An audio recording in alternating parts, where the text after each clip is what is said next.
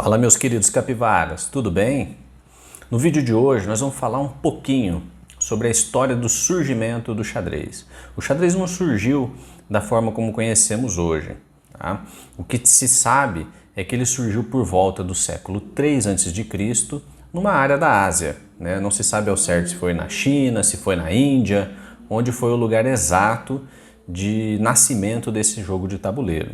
O que se sabe é que os primeiros relatos literários que são aceitos são no século VI depois de Cristo. Então, um bom tempo depois, em algumas formas de poemas persos, a gente tem uma forma escrita de relatos do xadrez. Então, a partir daí, sabe-se que quando a Pérsia foi dominada pelos árabes, esse jogo acabou se espalhando para outras regiões da Europa e assim por diante.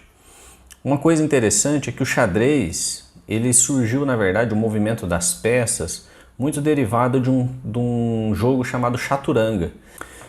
Os primeiros clubes de xadrez que foram criados foram do século XVIII.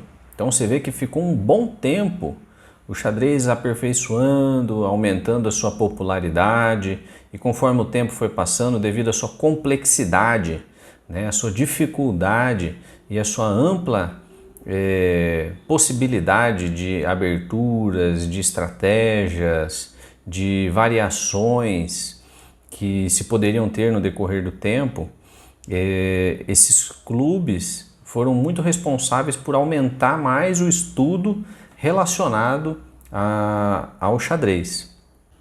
O primeiro torneio internacional de xadrez foi em 1851, em Londres. E as competições internacionais foram ficando cada vez mais famosas. Foi criado um título de campeão mundial. E o primeiro campeão mundial foi em 1886.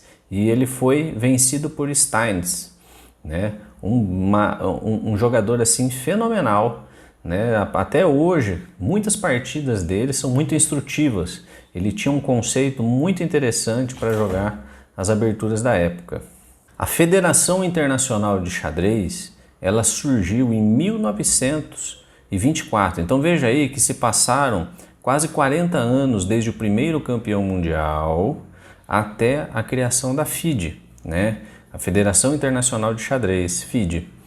Então isso fez com que, com a FIDE, as regras foram universalizadas, muitas coisas ficaram mais, vamos dizer assim, organizadas no mundo do xadrez, né?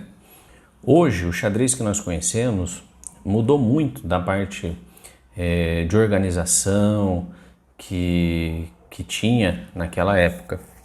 Hoje é muito mais organizado, tem muito mais regras, muito mais controle, tanto de tempo quanto de modalidades de xadrez, rápido, relâmpago, convencional, o bullet também. São várias competições diferentes.